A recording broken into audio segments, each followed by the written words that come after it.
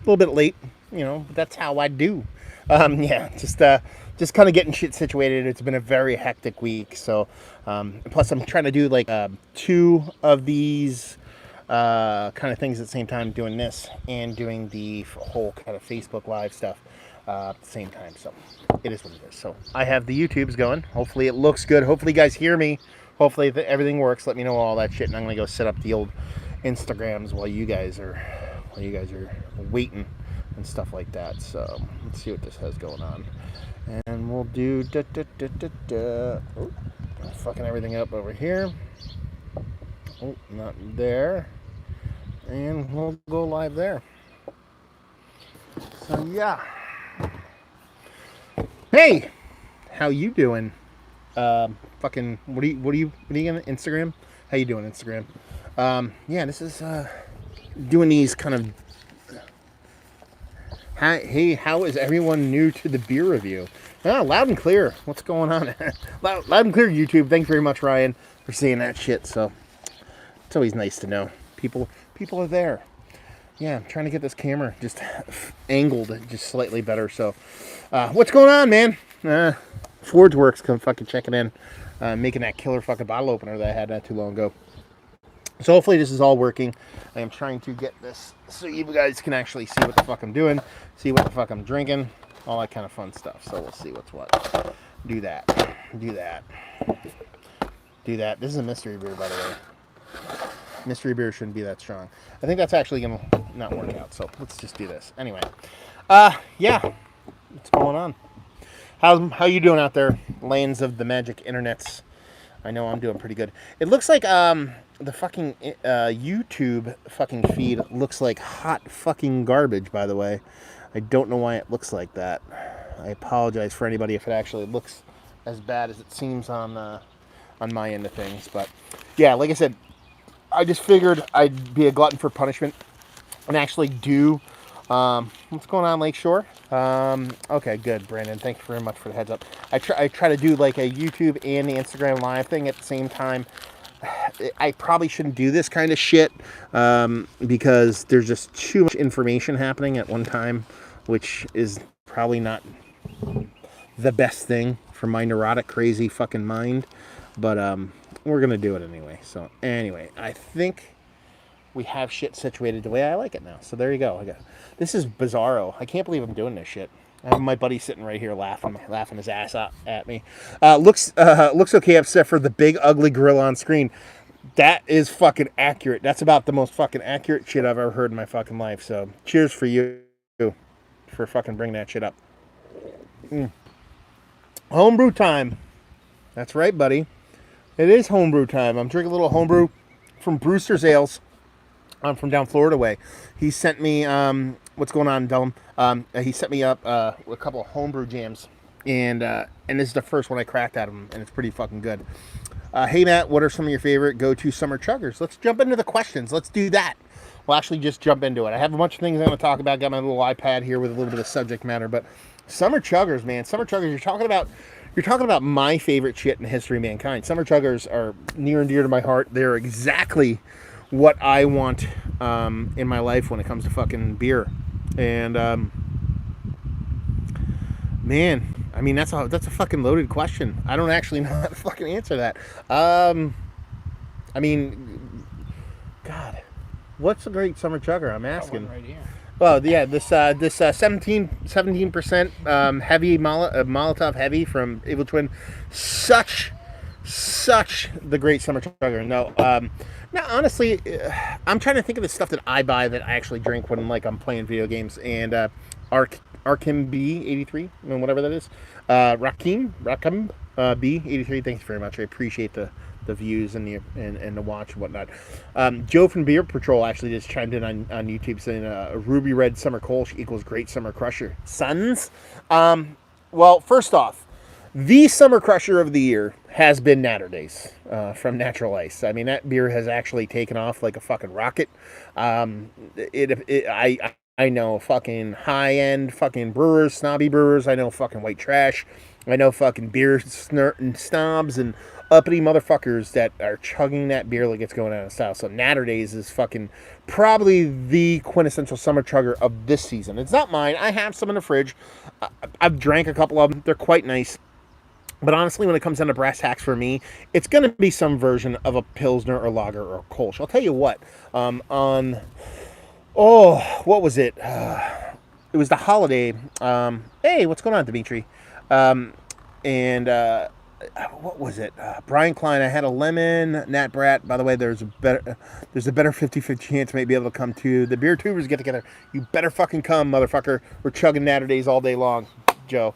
But what was it? 4th of July? No, that didn't even happen yet. What am I fucking talking about? Memorial Day? Was that the last holiday that actually came through? I ended up getting.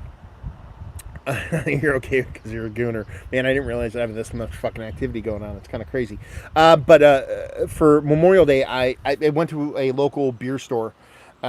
Julius is a good summer chugger, but that's like saying, heroin's a good fun time, too. Go. I mean, that's a horrible fucking analogy, but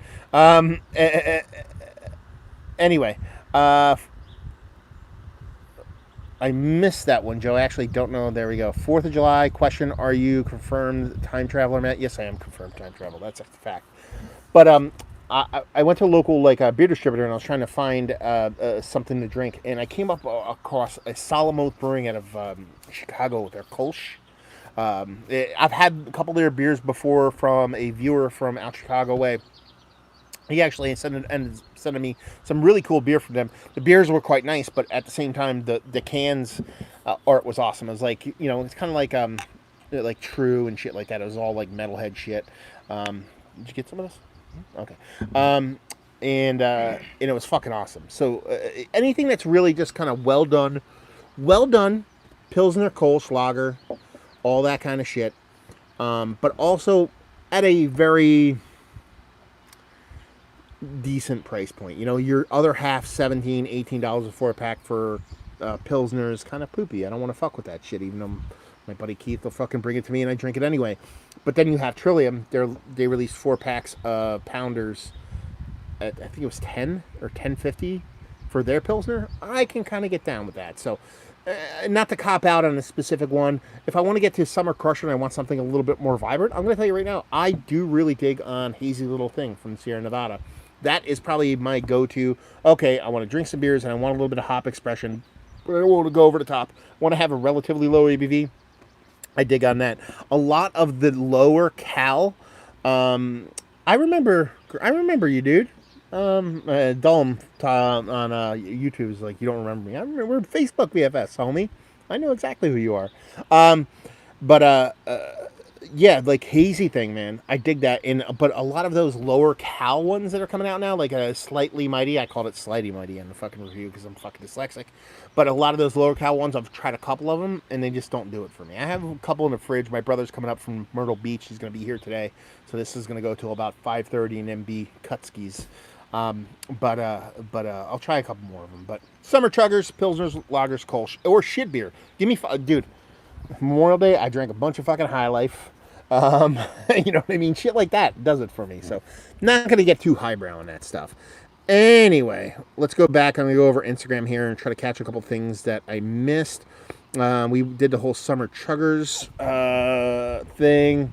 Enjoy your videos. We were over one over that. Everybody enjoys my videos. I'm king shit of fuck mountain. I got like a bug in my hair or something like that. I wish I could see my camera fucks up. Like I wish it would do it. See how blue the sky is and how pretty it is? I wish it would do that. Thoughts on Contract Gypsy Brewing? Contract Gypsy Brewing, that's fine, man. I have no issues with it at all in any way whatsoever. And the people that do it, and do it well and know what the fuck they're doing and utilize it for what it is, fantastic, man. I know a bunch of people that have gone that route, and that's fine. But I've also seen a lot of people be a gypsy brewer and then eventually, kind of fuck shit up a little bit, I think they're king shit of fuck mountain, I guess you would say. And then eventually just kind of screw the pooch a little bit when it comes to, I'm trying to fix the color here on the Instagrams, but I can't really get it where I want it to be. And let's just So just put it there and call it a day. Hold on one second, guys. There we go. Okay. Anyway, so I know I have no problems with it. If you know what you're doing, and you know what you're doing, you have a good idea of what you want to make, and you're brewing on, I guess you would say, the right system. It has nothing to do with me having a problem with gypsy brewing, but I know a lot of people who are gypsy brewers who go to breweries that'll just let them brew, and they're trying to make beers in a system that's not designed to make those kind of beers. Yeah, it is what it is, but I have no problem with it. You know, however you get to where you want to be and be able to make good beer, that's on you. So it is what it is. Hello from Belfast. What's going on? Ireland, baby. High Life summer beer. Fuck yeah, motherfucker. High Life is the summer beer, son. That's what I'm talking about. Sitting here having a few at Belford Brewing. Where's Belford Brewing Company? Never heard of them before, actually. You know, there's a lot of breweries I've never heard of before. So, but yeah, like I said, as far as that whole summer trucker thing goes, Natter Days, everybody's on the Natter Days fucking train. It is what it is. Another question from Pickled Fetus Diabetes. Okay, we're definitely in the G-rated portion of the show right now. It says, at one point, this craft beer could become a flavored malt beverage instead of beer by adding too much adjuncts. I've said this before. With a bunch of different things. I actually just said it on a review I filmed right before I started this live stream. When does beer become not beer? I mean, obviously, you know, if it's not produced in a beer manner, you know, like a lot of alcohol pops aren't actually like brewed beer. They're kind of a more distilled, kind of bastardized version. But when does beer, I think you're talking about more people adding so much adjunct to their beer, when does it not become beer? And I've said this before, and I'll say it again, and I think this is the best way you can explain it, is that back in the 60s, I think it was, or 70s, there was a case went before a Supreme Court trying to define what trying to define what pornography is. And one of the judges, his quote, and it's been quoted a billion times, is, I don't know what pornography is. I can't define it, but I know it when I see it. And I don't want to cop out in that question either, but I know beer, you know beer when you taste it. You know what I mean? So to say, okay, if you have this much percent of adjuncts in there, is it still beer? I don't know. You know what I mean? I don't know how that really rolls, but I know a beer when I taste it. And there's some beers I taste it, and I'm like, okay, I'm drinking sugar water that is labeled as beer. And sometimes I have, you know, stuff that has a ton of adjuncts in it, but it just tastes like it tastes like beer. I mean, it's hard to express because it's like, you know, it's kind of like trying to define the word medium. You know, my old job, people would always use the word medium. Be like, I want this medium. And I'm like, medium's subjective. You know, some people for medium's this big, some people medium's this big. You know, it's not like a defined thing. And I think that's kind of the way it comes with beer and how adjuncts work. So, and you'll have different people kind of, you know, have a different definition of what beer is. Some people be like, oh, that tastes like a beer, and someone say I might not. So it is what it is. Now, you know, on over here on YouTube, Dullum was asking, is 17% still beer though? Is 17% beer still beer? Yeah, to a point. It's kind of like the same thing as the adjunct question. Is 17% beer still beer? I've had 17% beers that don't taste like beer at all in any form or fashion. But like I said, that this Evil Twin, let's put it this way, this Evil Twin one here, 17.2% India Pale Ale. It says it's 17.2% India Pale Ale. It's not an India Pale Ale. It's an American barley wine. And it's a delicious one at that. And it tastes like a beer to me. It tastes like a big, huge American style barley wine, but it still tastes like beer. So this one tastes like that. It doesn't taste like an India Pale Ale. I think he was just trying to make his version of 120 here.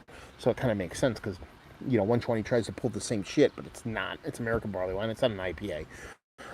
So this tastes like beer, but I've had beers that are 4% that don't taste like beer, you know? Like, again, Natter Days. We talk about Natter Days. Natter Days really ain't beer. It's kind of like a Radler. You know what I mean? It's kind of like a seltzer water beer thing. And it's tasty. Nothing wrong with that. Kind of like Elia's Pizza is tasty every now and then. I would call it pizza, but it kind of is pizza, but not really. So it's kind of one of those things. But again, from case to case, it can kind of go from one thing or other, I guess you would say. Anyway, over on YouTube, we have curious if you've ever, let's see here. Curious if you've ever tried Two Roads Road Jam. It's one of my favorite beers ever. Is Road Jam... I don't think I have. I might have. I think I'm confusing it with Jam, maybe Jam Band from Boulevard. That's their fruited beer, but it does ring a bell. Let me look it up real quick while I'm doing this. I've had a bunch of Two Road stuff. Their beers get wide distribution, pretty much all over the time. So I could have had it. I don't think I've reviewed it or really kind of talked about it or anything like that, but Two Roads in general, they just make fantastic beers. I mean, they're contracting fucking juggernauts at this point. Let's see. It's Road Jam. Two Roads. It sounds super familiar. Is it got hippie like veins on it and shit like that? It kind of reminds. My brain wants me to. I'm kind of getting traffic reports now. Right? No, I've definitely never had it. I'm actually looking. You know what? I'm not gonna lie. It looks familiar, but I don't know if I've had.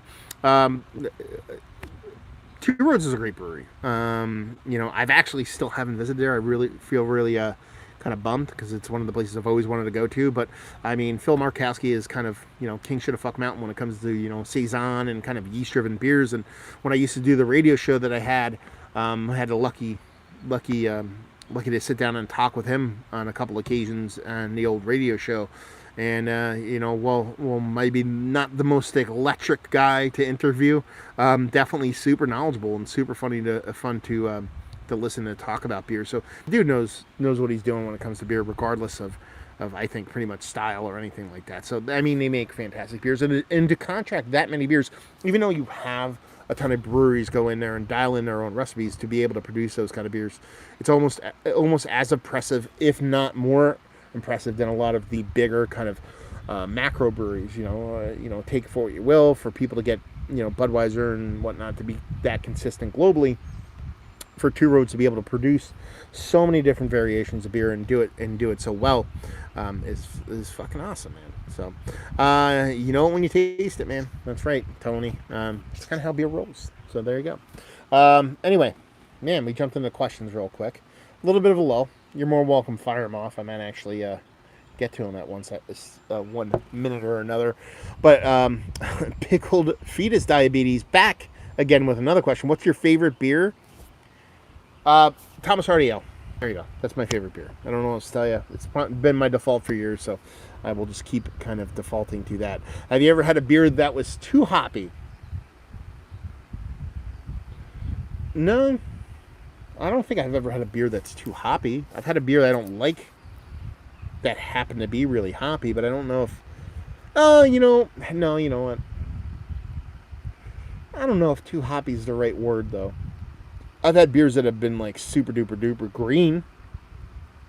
That it's not necessarily too hoppy, but it's kind of produced poopy, or it's not centrifuge right, or something about it to where you're drinking particulate at that point. If that's your version of too hoppy, which I don't think is what you're asking.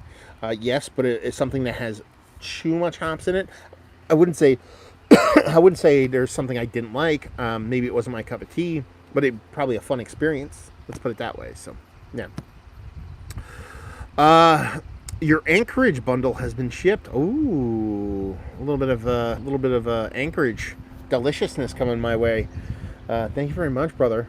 We're gonna see what happens there. Probably when I think of Anchorage, I mean I think of some of their base beers because Anchorage has been around a really long time. But I think of bigger beers, heftier beers. So I'm kind of nervous about this one. Might be a little bit of a north of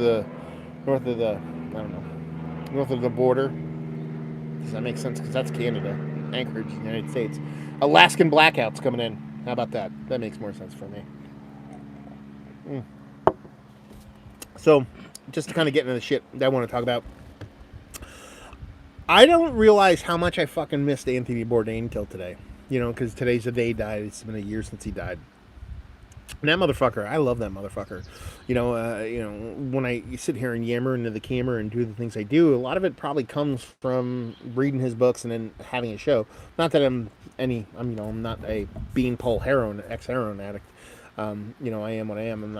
I'm not trying to be him, nor would I want to be him. But a lot of the stuff that he did, just both from, a written word aspect to his kind of talking head format indirectly influenced me a lot doing the things I tried to do. You know what I mean? And not necessarily like, oh, he does this, I want to do that. But when I decided to be egotistical enough to point a camera to my face and record it and post it on the internet, it was kind of, kind of one of those things I kind of gravitated towards, as far as not necessarily mimicking, but kind of my personal mantra when it comes to the shit that tumbles out of my mouth is be nice, but also be honest. You don't want to be an overt asshole and just say, this is fucking garbage and fuck these people for making shitty beer. A lot of people actually live that way, and that's kind of fucked up. At the same time, don't sugarcoat shit for the sake of being a nice guy. I don't see any room for that in life.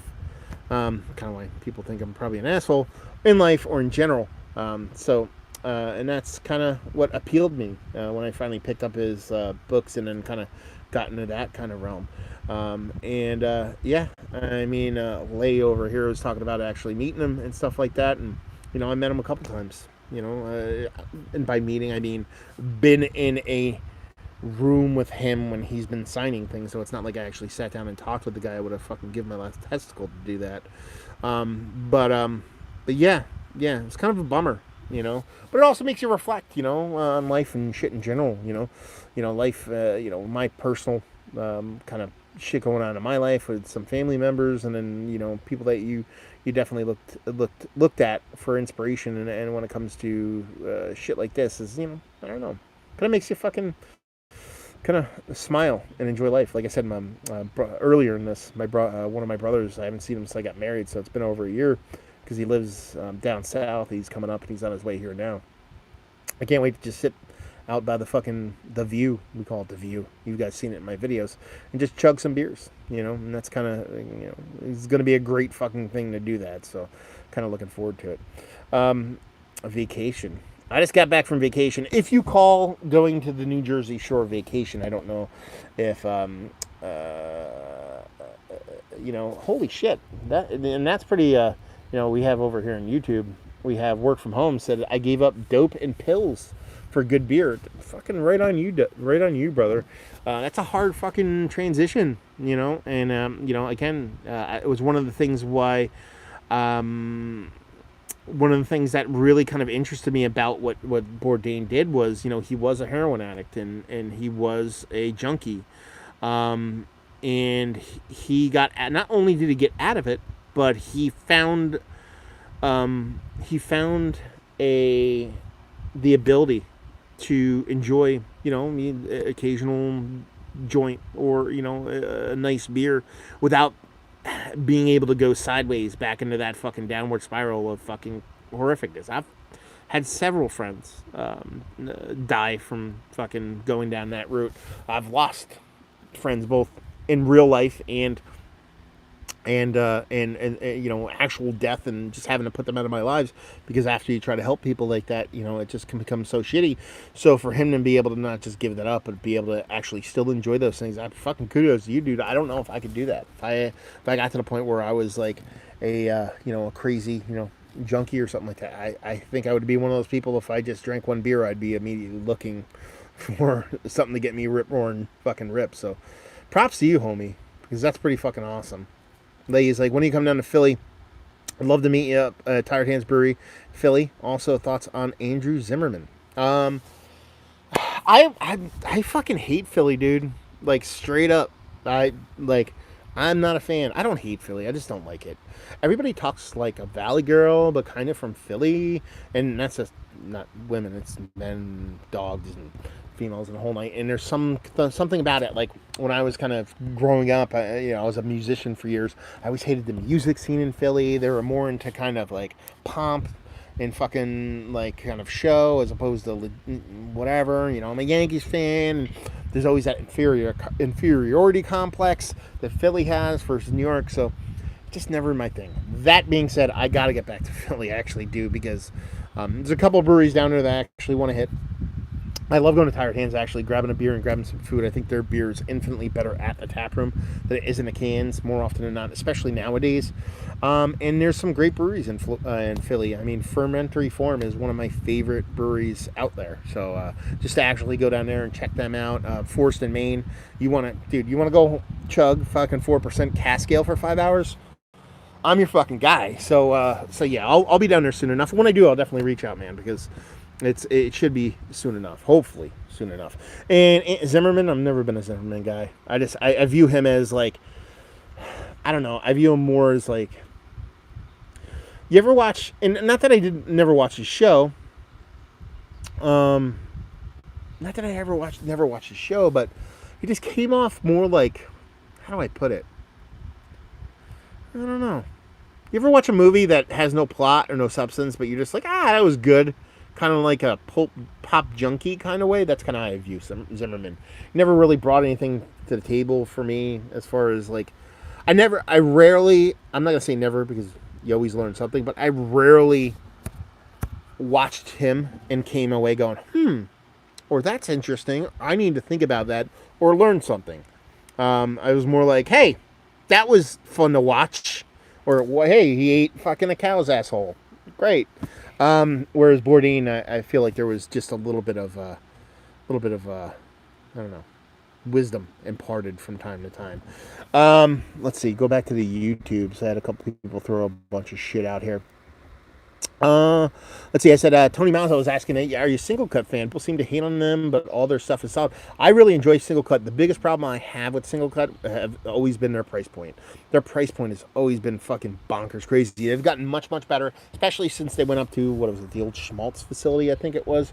They went up and kind of took that over, so their price point has gotten a little bit better. But man, I remember when their cans landed, and we're talking, what, 3-4 years ago when their cans really started to take off. Their price point was insane. It was like $40 for a 4-pack of cans, which is just bonkers. $18 to $20 for a 4-pack is fucking crazy when it comes to a hazy. I don't give a shit what you tell me. I don't care what the breweries say. I don't care about it. You're hand over fist money. You could sell it at $14 and still turn a generous profit. Don't let them fool you. But that was crazy. Now the price point has gotten better. I dig them. The one thing I do miss about a Single Cut, though, is that they used to have this fucking ranky onion thing that used to make my fucking wiener so hard. It was so delicious, and they just, I don't think it's them. I think it might have been a hop crop thing, or I don't know what it is, but they kind of dropped that kind of ranky onion thing, and that shit turns me on. Like filthy, floor, the fucking rankiness. Oh, love that shit. Super bummed that they just don't fuck with it that much anymore. Anyway, let's see, what else do we have here? Single Cut, be honest, being nice is second. Give up dope and pills. And good as you. Being honest, though, the way to be, but being constructive with your criticism instead of straight hate, unless warranted, is the way to go in life in general. And that's right, Joe. I lose sight of that shit sometimes. Sometimes I can just be an asshole for the sake of being an asshole, but yeah, I try not to be that way. Tony Mazza, again, just no one drinks beer for the taste, only if every beer tasted exactly... fucking YouTube, exactly as it does with zero alcohol, would we really drink it? Come on now. I appreciate that. I don't know the answer to that question. If you could give me a beer that tastes, if you give me a 5-year-old Thomas Hardy Ale and you gave me something that tasted exactly the same, I probably would drink it, dude, to be perfectly honest with you.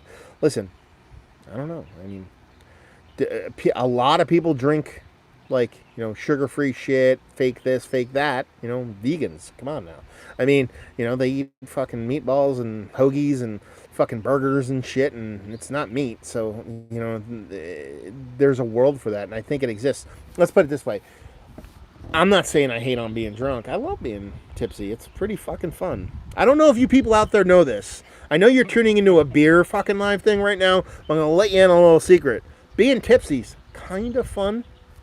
Kind of a shocker. Breaking news, I know. You'll see the AP will pick this up real quick. But anyway, it's kind of fun. But I also don't like getting rip shit drunk. Like sometimes, I'll have a couple too many and I'll be like, man, this fucking sucks. I'm like, I got to go to bed now. I'm like, this sucks. So you know, I would like to have stuff that tastes the exact same way and maybe drink that. You know, drink a couple beers and be like, okay, I know if I keep drinking, I'm going to get shitty. Switch over to the other stuff. Maybe that's just me, but I can kind of dig that. So, anyway, let's see what else we got here. It's a rough road indeed. I had friends in Pittston area die every time. Yeah, man, I'm tough. I know it, brother. Yeah, good run you, man. That's fucking awesome. Just had Tired Hands hop trip to heaven. Yeah, I mean, Tired Hands could be good, but I'm going to tell you right now, some of their stuff just doesn't really do it for me, especially in cans, but, you know, it is what it is. Few breweries to look out for. One is Helltown. Helltown Brewing, I've had a couple of their beers. They didn't do much for me, but very limited. So, Shoe Brew, I'm not a big fan of Shoe Brew, honestly. Hightower, never heard of them. Insurrection Ale Works, never heard of them. Birdfish, no. And Hitchhiker, I've heard of, but I haven't had anything. Yeah, it's all about the yeast. It is all about the yeast. Can't have beer without the yeast, homie. What's going on, Mike? Cheers to you, homie. Debate those Philly comments, man. I know. I'm kind of, you know, I'm an asshole sometimes. What are you gonna do? The only reason I ask is because he was a former junkie as well. Yeah, I mean, you know, that's the thing. You know, I mean, that's just fucking awesome. But anyway, not being a junkie, but getting away from that shit. I went on vacation. I went to the Jersey Shore vacation and had a really good time down there beer-wise. I hit some of the places. I prerequisite stuff. I went to Cane Brewing while I was down there. Oddly enough, and I say this with quite a bit of embarrassment, I went to Little Dog Brewing. I'd never been there before, and I'm kind of upset with myself for not going. And it was quite nice. Traditional style beers, nothing too crazy. Gretchen is like the, you know, kind of like old timer when it comes to brewing down there, but I dug that. I went to Bradley Brewing. Actually, I went up on Champions League final. We'll talk about that in a minute. Champions League's final day, I actually was going to go to something, I forget the name of the place, but it was a tavern very close to Bradley Beach Brewing, and it was fucking, there was like 9,000 people there, so I was like, you know what, Bradley Beach has a TV, they'll probably have it on me. Jersey's not supposed to show sports. But I went there and watched the game. But when I was down south, I actually went to Backwards Flag Brewing. I haven't been there yet. It was nice. I dug the beers. Didn't have a ton. It was a weird day, you know what I mean? And I was just kind of passing through, so I had 2 quick beers and I was out. But I spent a lot of time at Heavy Reel Brewing, and I had a really good time. Some of their beers, or all the beers I had, were quite nice. They did a release, a collaborate release with Kelly Green Brewing. I actually posted that review today. It was like a pizza influenced beer, in that they actually put like basil and garlic and actually put like Elio's pizza in a boil and shit like that, and it was quite nice. And actually ended up doing a podcast with Jeff, the owner of Heavy Reel down there, so he had a really good time hanging out, and just in general it was just a great trip. Jersey Shore, like I said, it's not necessarily everybody's cup of tea when it comes to a vacation. Some people kind of view it as kind of a haha jokey thing, but I grew up down there. I grew up in Toms River.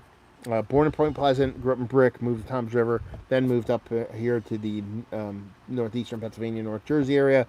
So it was good to hang out there. Beautiful place. Got a house from the owners of my company. They kind of just let me use that for a couple days and kind of went down there and on the ocean and just drank some beers and really just had a really fucking good time, man. And yeah, I just enjoyed the shit out of it. So it was a much needed fucking respite, is that what I was trying to say, from just general life craziness. And fuck, man, I need more vacation, let's put it that way.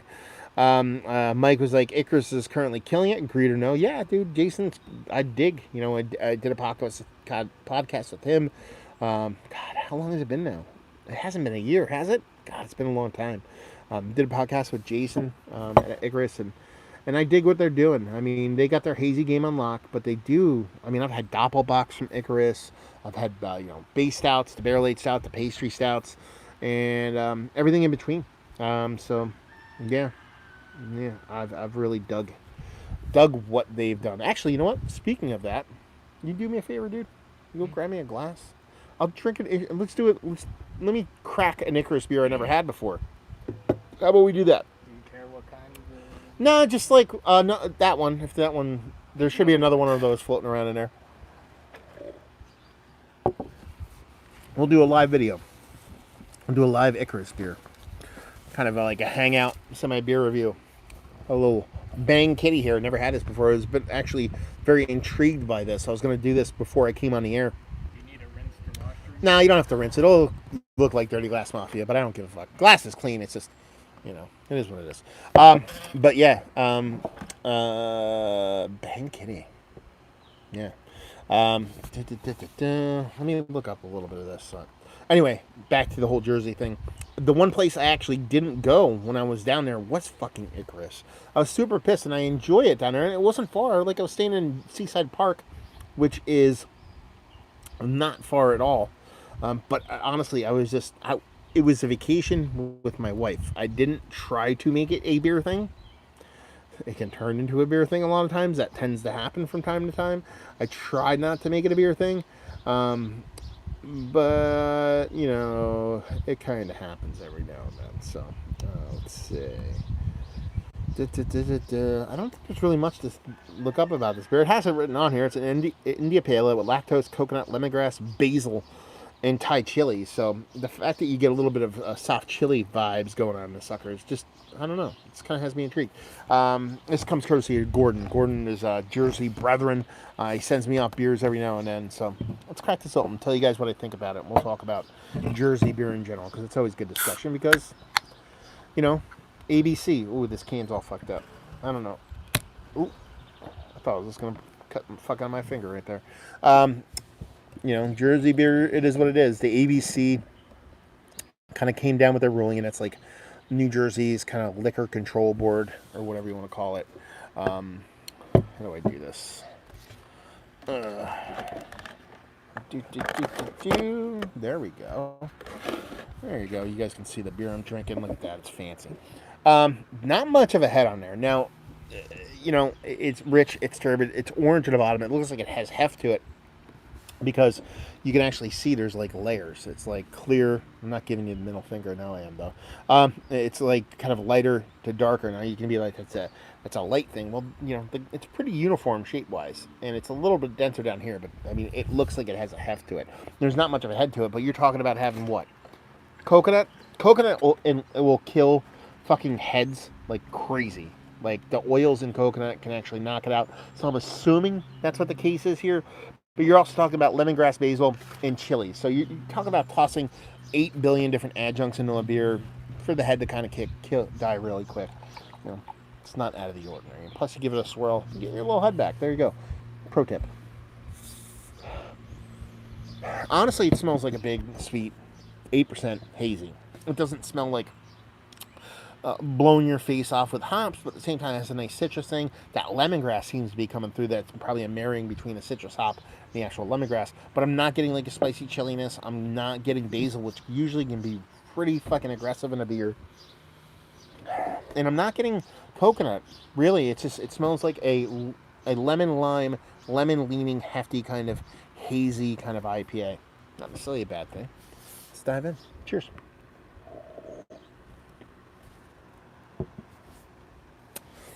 That shit comes through in the taste, though. Again, that lemongrass is number one. Now, they put it second. I don't know if breweries follow, like, the kind of ingredient kind of thing that a lot of companies do. If you read the ingredients in a product, when the ingredient's more earlier on in the description, that means that's the most there is. So if you get something, the first ingredient, that is more of that than the last ingredient or even the one after it. It tastes like lemongrass should be number one on here. Coconut, I don't know. It's got soft, maybe a little bit. It's like real non-toasted coconut. It's not like Water Babies or Coppertone shit. It's not that Mounds Bar toasted coconut, whatever. It's just a soft, very soft to it. Yeah. Basil, very gentle. There's a bit of spiciness to it. So I assume that's a hop, but it could be a little bit of kind of basil just stinging the tongue a little bit. And then Thai chilies. Again, that could be your chili at work. But there's no kind of heat to it. The beginning ingredient is actually lactose up top here. So a lot of that sweetness can be tempering a little bit of that spiciness. But I like it. I think it's fun. Let's put it this way. I think they put in a lot of stuff, and they got to a place where they only had to use one or two different ingredients. But I like it. I think it's fun. Carbonation's nice, albeit with the head being quite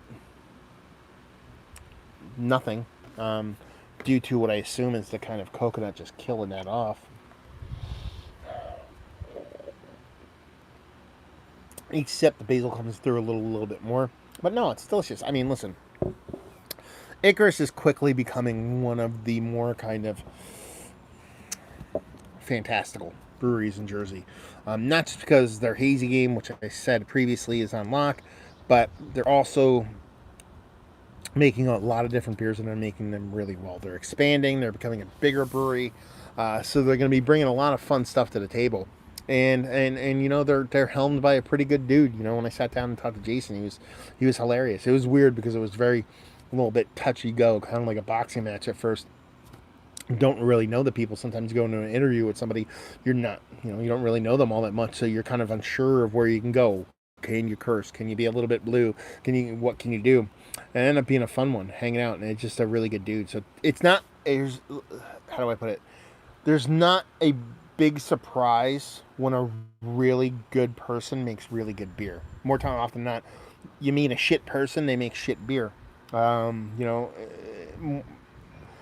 So I can understand where some brewers can be a little bit standoffish. You know what I mean? They just don't want to talk to people because they're just a little bit introverted or whatever. But more times than not, if you're a good person, you're going to make a beer. So, not a shocker. I dig it. I think it's fun. Is it one of the better double IPAs I've had as of late? I don't think so. It has a little bit, and again, I think that's that head retention thing. It lacks that super creamy mouthfeel. And I think it's a little bit sharp when it comes to the ingredients, not super cohesive.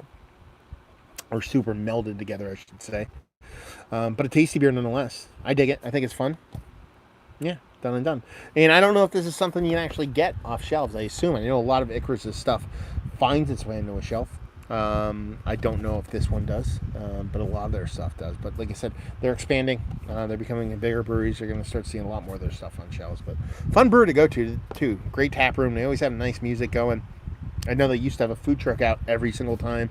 I know the ABC rules in Jersey have kind of knocked that down and kind of put the kibosh on all that kind of stuff. So who knows where that's going to end up. But yeah, I dig it. Fun. So there you go. Kind of semi-live beer review.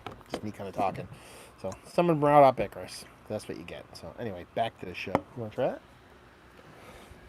Or at least smell it? Off camera. See, that's what happens. You sit here, I talk on the camera, and you get to drink all my beer. That's kind of how it works. Anyway, let's see, what do we have here? Go back to a couple of the older kind of questions. It's all about the yeast. What's a style you now like that you never thought you would starting out? This is via Ryan from Lou Brew. IPAs.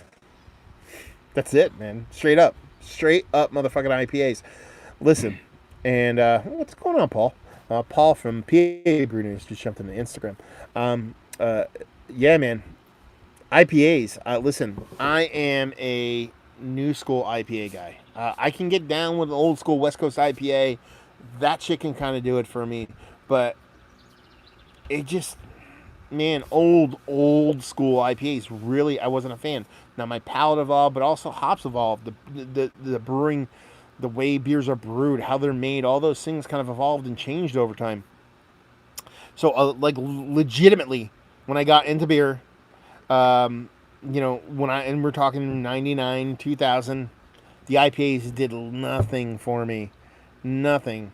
So yeah, I really enjoy IPAs. And more often than not, people probably think that's my favorite style. It's not my favorite style. As Ryan just alluded to, malted beers are probably my favorite. In the grand scheme of things, if someone says, what's your favorite kind of beer? It'd probably be Belgian beer. I mean, either English ale, English old ale, English barley wine, or Belgian beer. I probably say Belgian beer just because it covers a wider gamut of beers. Because I can say, I like Belgian beers, and you can get a stout, you can get a barley wine, you can get everything from that.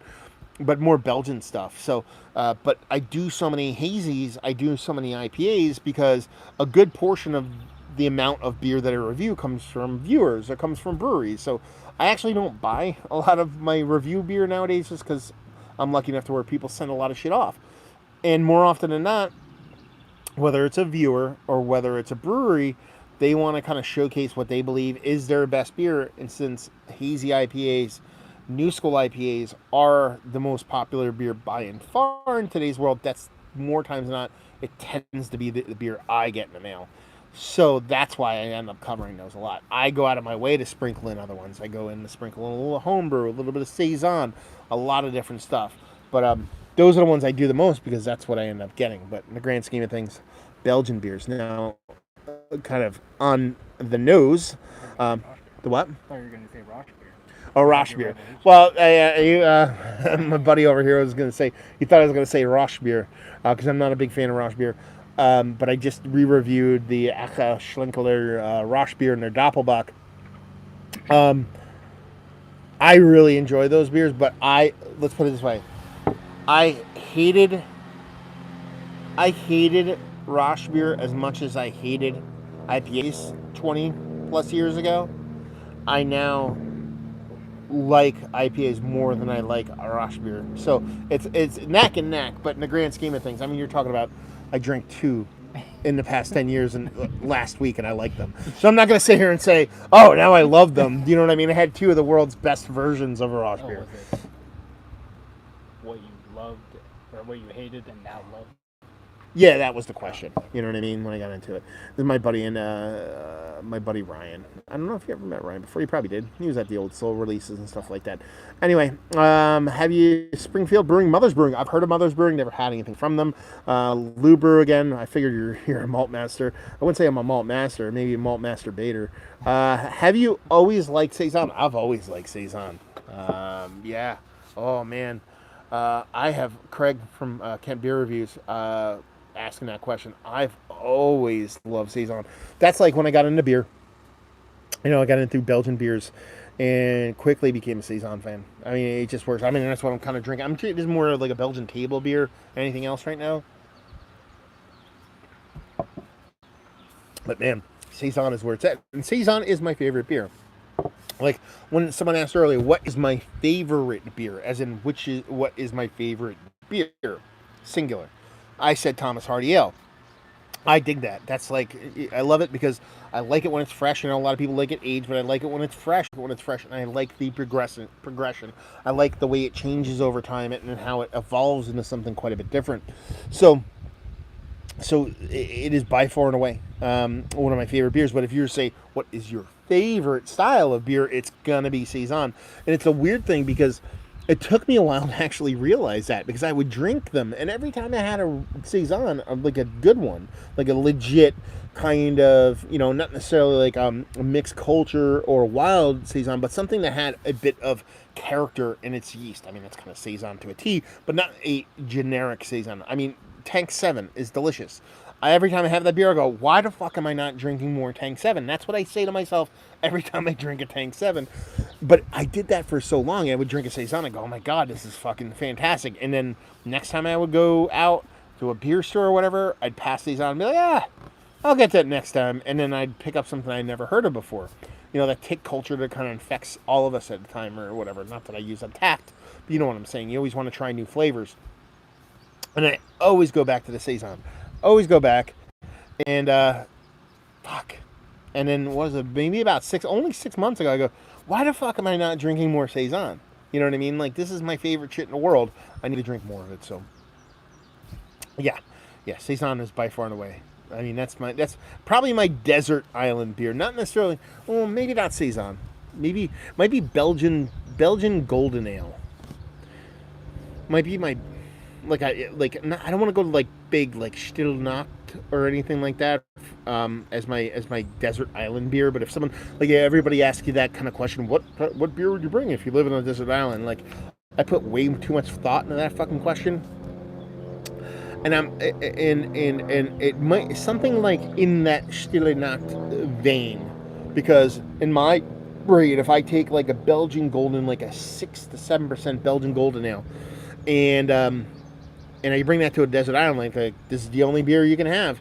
To me, it's awesome fresh, and it's like a saison fresh. Give it 6 to 8 months, it becomes like a Belgian golden ale, and you give it 5 to 10 years, it becomes like a pseudo kind of barley wine funky beer. So I end up getting 3 beers as opposed to the 1 beer if it's my desert island beer. It's kind of like cheating. You know what I mean? We're like, okay, if I take this beer, if I take a nice Belgian Golden Ale, like 6 to 7%, and I age them at different variables, you know what I mean? Then I end up with 4 different beers as opposed to just 1 desert island beer. So that's always been my cheat when it comes to my desert island beer. I gotta peg one down. Like I said, I want to go steadily knocked on it, but I know that's like what, pushing 10%. And if you're in, I mean, you're desert island. Maybe you just want to get rip shit drunk all the time anyway. So maybe that works for me. But I want something a little bit more refreshing than that, so a little bit easier to chug. So yeah. Anyway, cheers, Matt, and thank you very much, Rod. Rod from Rod Monte Beer Adventures. Every time when Rod first started coming on my channel, and he would comment, every time I type his name, it would autocorrect to Ron, and it became like a running joke. Hopefully, he never got angry over it. I never actually asked him, but I always call him Ron instead of Rod, and I totally didn't mean it. It was just, I've never typed Rod before, so my phone's like, fucking, you mean Ron, right? And I wouldn't think about it. So thanks very much for stopping by, homie. Belgian tops for me as well. Fuck yeah, man. It's just one of the best beers, because you can get so much variance and so much change and so much uniqueness out of it. It just fucking works. Works for me. Works for a lot of people. And that's the thing, I've said this before, and I don't mean this to come off as a kind of curmudgeon-y, douchey kind of person. But, like 80% of the people that are in the beer got in the beer over the past 5 years or so. And when you first get in anything in life, it doesn't matter what you get into, whether it be sports or music or whatever, you kind of have a baby palate. And I don't mean that in a literal sense. Sure, with beer maybe, or not even literal, because you're not a baby. Well, I don't know. Maybe there's a baby out there chugging fucking barley wine. I don't fucking know. Anyway, you have a baby palate, and you like sweet, you like bitter, you like shock, you like expressiveness, you don't like nuance, and over time you end up digging those kind of things. So, in today's beer world, a lot of people are into, pastry stouts and the hazies and stuff like that, and then over time you end up just kind of getting into, something a bit, again, more nuanced. And like when Craig asked about me always being in the saisons, I said, yeah, I've always been in the saisons, but I wasn't into them from day one. You know what I mean? It took me a bit. It just so happens I'm an old fucking fogey. And, after 3 or 4 years, I really got into saisons. Well, that was fucking 20 years ago now. So I can say, yes, I've always been into saisons because of how long it's been. It is O Pick Panther O. I like the O's in the end. It's almost like straight edge. Yeah, it is beer o'clock. It is definitely beer o'clock, and I think the weatherman said it was going to get drunk out tonight too. I think that's what's happening also. So yeah. Which beer related event is tops on your list to go to that you haven't been to yet?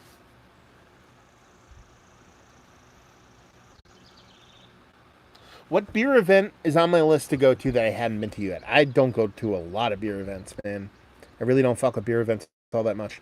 I'm going to Festival of Farmhouse Ales. That is one that I've always wanted to go to, so I get to go to that courtesy of my buddy sitting right next to me. He's the one who got me tickets.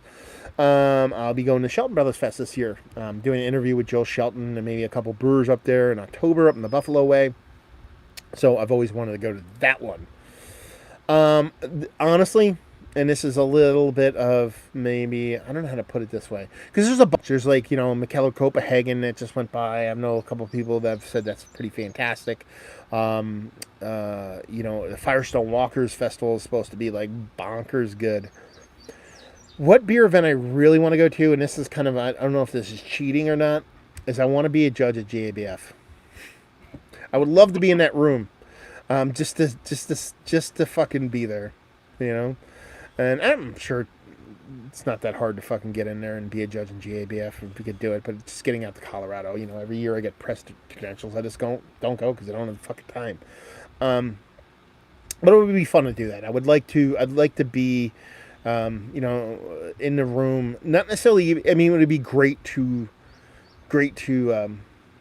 great to go there and do that, but it's more just the experience of being in the room and just experiencing that kind of that mass hysteria of those many beers and having to kind of weed through them. I understand you're not reviewing every beer there. You kind of, they put you in the groups and stuff like that.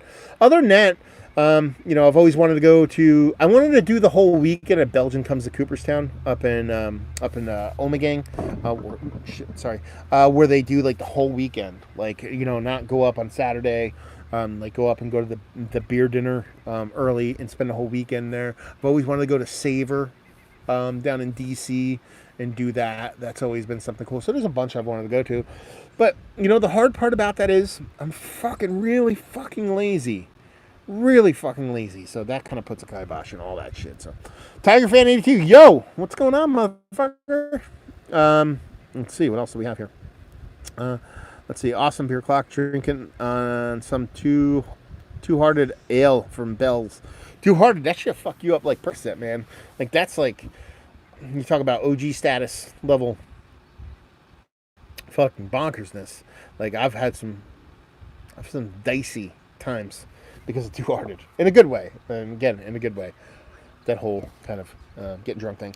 But anyway, we were talking about Jersey ABC thing. I just wanted to kind of touch on that real quick before I fucking circle towards the end. We're just about an hour, and my brother's supposed to get here around like 5:30. So once he walks down those steps, it's off skis for me, which is probably good for another 10 minutes or so, I would assume. But Jersey's laws are archaic, and it's weird because in here in Jersey they basically they're restricting breweries on what they can do, what they can have. They can have food, what they can do, how they can act, and the dumbest thing about it all, and this is not an original idea, it's not mine alone, but it's kind of like putting a Band-Aid on a broken leg, in that they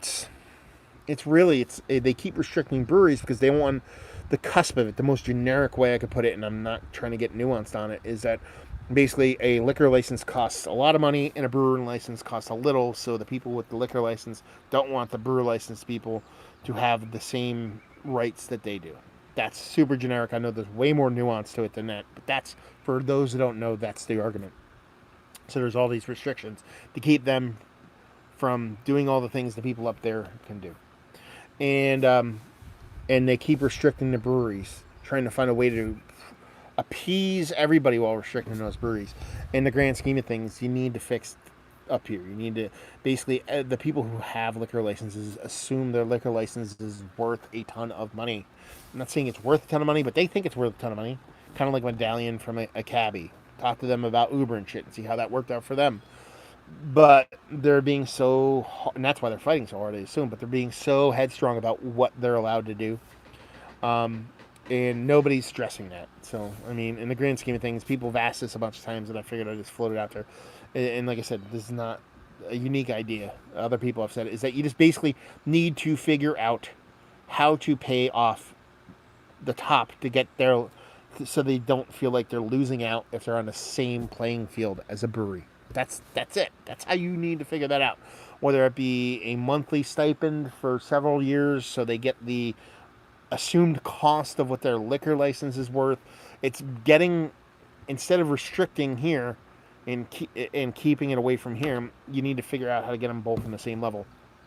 And that basically says, okay, you need to figure out how to pay people liquor licenses what a realistic amount of what their liquor license is worth. People like, they're worth like $1 million. No, they're worth a fucking $1 million. But they're worth more than $6,000 to $10,000, which is what a brewery license is worth. So finding that common ground. So for those that have asked me that question 900 times, there's your answer. In a very, very short and disjointed way, because that's how I do. I'm trying to think of anything else. There's a bunch of shit I want to ask, but we went hard and fast at the beginning, so now I'm kind of curious. I was going to go in this big riff about tap rooms, but I'm not going to do that now because that's going to be like a 40-minute conversation for you guys. Let's see if I missed anything on Instagram. I don't think so. I actually don't have a ton of people watching on Instagram. Oddly enough, I have way more people on the YouTubes. About to Tiger Fan was actually talking about the crack, a Parish Belgian. Oh yeah, fuck. I love Parish, man. They actually do some really tasty stuff. I'm a fan, so I dig what they do down there. So a couple of their big barrel aged beers that I got were so fantastic. So yeah, fucking, I'm jealous of that one. Right, I'm new to the channel. Cheers. Have a good one there, brother. Well, cheers to you, Pink Panther. Thanks for stopping by. And Edmo says, great live chat. I feel I need to know more about your t-shirt choice. T-shirt choice. 1 second about that. Instagram is telling me I have 1 minute and 24 seconds before the feed ends. They only give you 1 hour. I am not going to start another feed. Like I said, my brother's going to be showing up shortly. So after 1 minute and 15, I'm out. So thank you very much for coming, guys. I really appreciate it. Thanks all the views, all the comments, the engagement. You guys are fucking having a blast. I was having a blast, so thank you very much. If you want to watch the last 10 minutes or so, go over to the YouTube, check it out. Subscribe and like and hit the bell and all that shit that people say that I don't give a fuck about. Anyway, over here on the YouTube, so we're going to go back to t-shirt choice. Look at this t-shirt. It's all fucked up. I got like crazy stitches here. And there's like there's a big hole. You can see my armpit and shit. This t-shirt's old. I love this t-shirt. This is actually a buddy of mine. Owns a tattoo shop in Ohio. Round on both sides, high in the middle. That's what it is, Ohio. But he owns a tattoo shop out in Ohio. And this is just the drawing he made. And he's like, yeah, I just made a t-shirt. And I was like, cool, I want one. And now I wear it. But it's one of my more favorite designs when it comes to t-shirt. But it's getting old. Like I said, there's a big hole coming through there. It's seen me through my salad days. Never had salad days, but not so. Maybe the bacon covered ranch dressing salad days, probably my salad days. But yeah, I kind of dug it. Peace out, Instagram. Yeah, so that's my t-shirt choice. Just grabbed the Speedway Stout AleSmith can, December 2018. Should I crack it or let it keep sitting? Oh man, AleSmith Speedway is so fucking delicious. It's not even fucking funny. Like, that's one of those beers that I was like, I loved back in the day. I loved, and I didn't have it for years. I forget where I got a can. I don't know where I got a can from, but I was like, God damn, I haven't had Speedway in a while. And I cracked it open. I'm like, this is one of the best stouts on the fucking earth. I'm like, I love that beer. 2018. I mean, that could be, I forget what's the date did you say on it? It was canned December 2008, so 6 months. It's probably drinking awesome because it's lost any kind of edge on it. Because Speedway's always been more of a coffee stout to me than anything else. Even though they make coffee variants, it drinks more like a coffee stout, even when it's not the coffee variant. But it does age pretty fucking awesome. So let's put it this way. You should drink the one you have now and immediately go buy more and age those, because I think you should drink fucking Speedway Stout because that shit's fucking delicious. That's my 2 cents about that one. So anyway, awesome. See you were a lot. I only 10% left of my battery, so I'm not long for this one anyway. Thanks for the backstory. I see you wear that a lot. I see me wear this t-shirt a lot. Yeah, I'm a habitual t-shirt repeater. And that's it. My brother just texted me. He says I'm here. So that's it for the live show, everybody. Hopefully you guys enjoyed it. Comment below, all that fun stuff. Let me know what you think. Ask me questions. We'll do one of these again a week or so. And so thank you very much for stopping by. Thank you for the questions. Later tater to you too, Tiger fan. And hopefully you guys have an awesome Saturday. Hopefully you're enjoying the afternoon. Hope to see you next time.